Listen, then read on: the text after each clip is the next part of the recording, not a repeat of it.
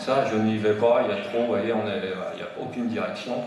Donc il y avait des infos ce matin sur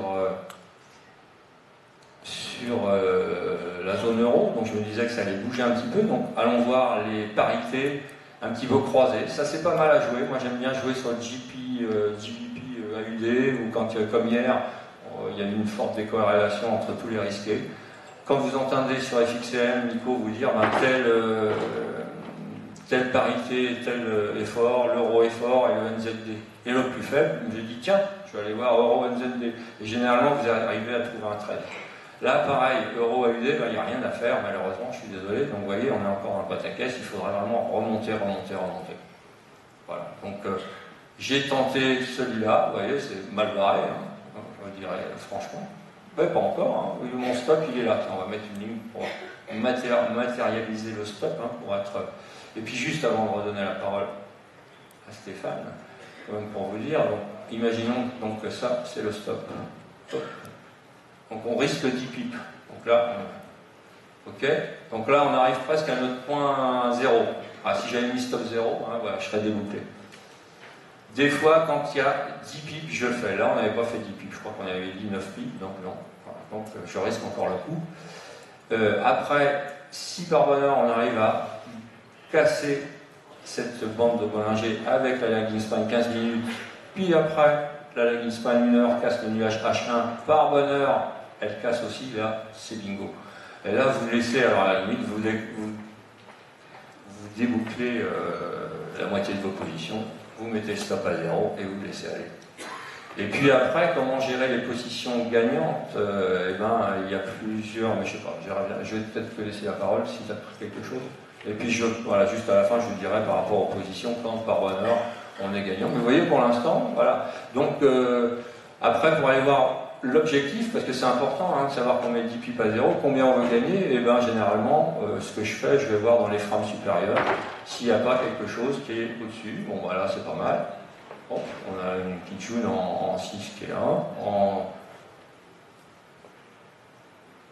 en daily, si ça veut bien arriver, ça rame, bon, ça rame. Ah, vous voyez, en daily. Eh bien, en daily, ce que je vais aller voir, moi, si jamais par bonheur, imaginons que le trade se passe bien, eh bien, je vais aller voir cette zone-là, qui correspond à une petite jaune en face de la lagging span, et ça, c'est vraiment une grande zone de résistance, et qui fait 0,9210. Donc on regardera, vous regarderez ce soir si jamais par bonheur on y arrivait, tant mieux. Donc voilà, et là je peux mettre sur le sol un take profit dans cette zone. Et je peux vous assurer que ça ne marche pas tout le temps, c'est pour ça que je déboucle. Autrement vous me diriez pourquoi tu ne gardes pas tes 10 positions? Mais non, j'assure donc comme ça avec 8 positions sur des trades plus courts, et je garde 2 positions, donc un cinquième qui peut aller plus loin. Mais là, vous voyez, on tergiverse, on ne veut pas rentrer dans le... Donc, j'ai bon espoir que... voilà, alors ça va peut-être durer toute l'après-midi. Donc, vous voyez que ce n'est pas vraiment du scalping, c'est du trading midday, je dirais. J'aime bien trader le matin jusqu'à midi. Donc, souvent, les paires en GPI le matin et voir les croiser l'après-midi. Très peu sur le USD, car, je sais pas, c'est moi, il ne me parle pas. Bon, voilà. Et après, chacun son. Donc on verra tout à l'heure, juste à la fin, si par bonheur ça va plus haut ou pas. Voilà, je te laisse.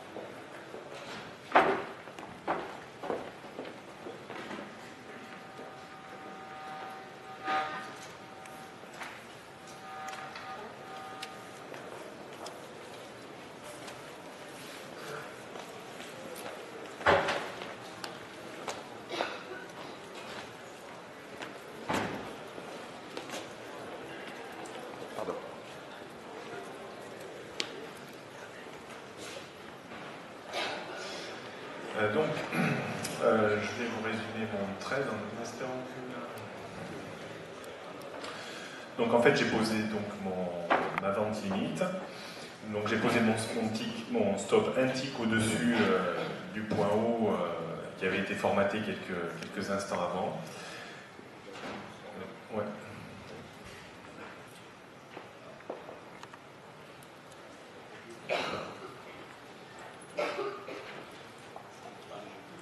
Sabotage. Et donc la position a stagné avec très peu de volume. Et puis la position est remontée en direction du stop. Donc voilà, j'ai frisé le stop et puis le marché est redescendu un petit peu. Donc toujours, là on voyait un petit peu le manque de dynamisme du marché. On voit quand même que ça reste mou, c'est pas un gros mouvement directionnel. Et puis j'ai eu une petite bougie en fait qui allait faire sauter mon stop.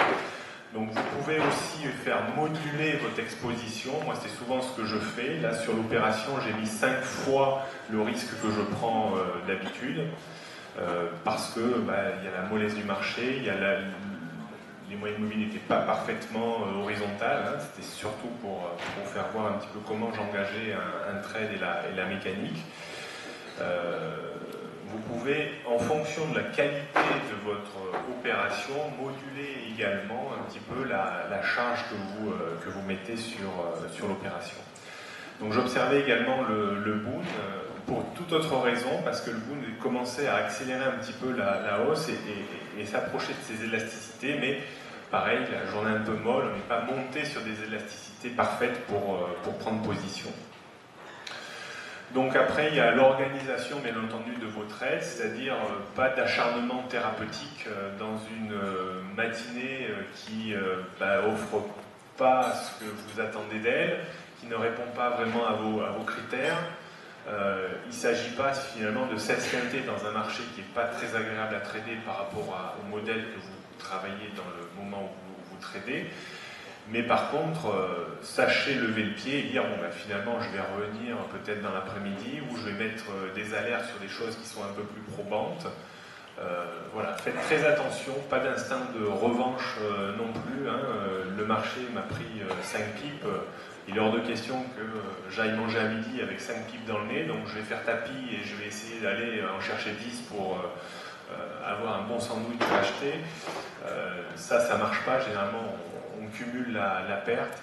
Toujours rester dans la méthode, hein, attendre que le concept soit là pour sauter dessus et trader dans le sens toujours de la méthodologie que vous avez développée.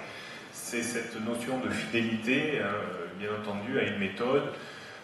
Dès que vous changez sans arrêt de méthode ou vous avez la loi de l'emmerdement maximum, on dit toujours que l'herbe du pré est plus verte ailleurs, mais finalement, c'est presque un peu le contraire en trading. Dès que vous changez de méthode, c'est l'ancienne qui allait fonctionner et vice-versa. Donc, toujours cette notion de fidélité, beaucoup observée. Parce que je pense qu'il y a plein de récurrences à trouver sur les marchés.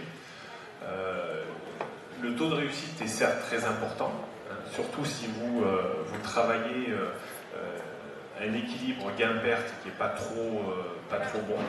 Par contre, si vous avez réussi à trouver une méthode où vous allez aller chercher 2 fois plus que vous êtes prêt à perdre, le taux de réussite là a un petit peu moins d'importance, bien entendu, parce que vous allez gagner 2 quand vous perdrez 1, même s'il va falloir un bon taux de réussite. Voilà. Il faut trouver ce juste compromis entre tout ça, quel risque on prend, qu'est-ce qu'on va chercher,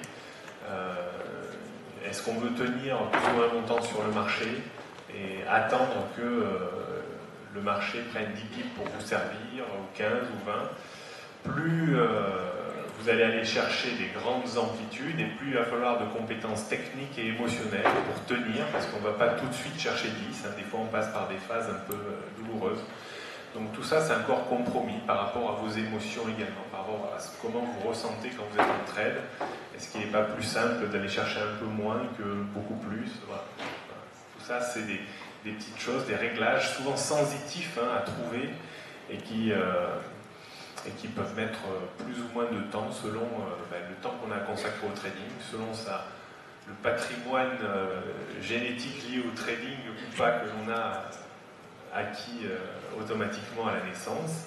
Voilà. Mais il y a quand même de toute façon beaucoup de travail à fournir pour développer de la régularité. L'essentiel, c'est pas de faire des coups sur le marché, c'est d'essayer de gagner régulièrement de l'argent. Voilà. C'est ça le challenge. Voilà, j'ai terminé en ce qui me concerne. Un dernier mot. Moi,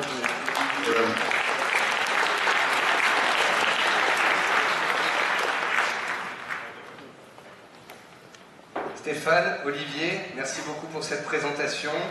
Je rappelle que Stéphane est juste à côté, donc tu as un stand ici dans la salle d'à côté, que Laurent sera avec nous bien évidemment ce midi et tout cet après-midi, donc si vous avez des questions à leur poser, n'hésitez pas. On va enchaîner tout de suite avec Pascal Talarida qui va nous parler de comment trader les mouvements intraday, donc on va prendre 2 petites minutes pour l'installation, puis on va enchaîner sur cette dernière heure de conférence, 3 quarts d'heure, 1 heure, avant de passer à la pause repas. Donc encore une fois,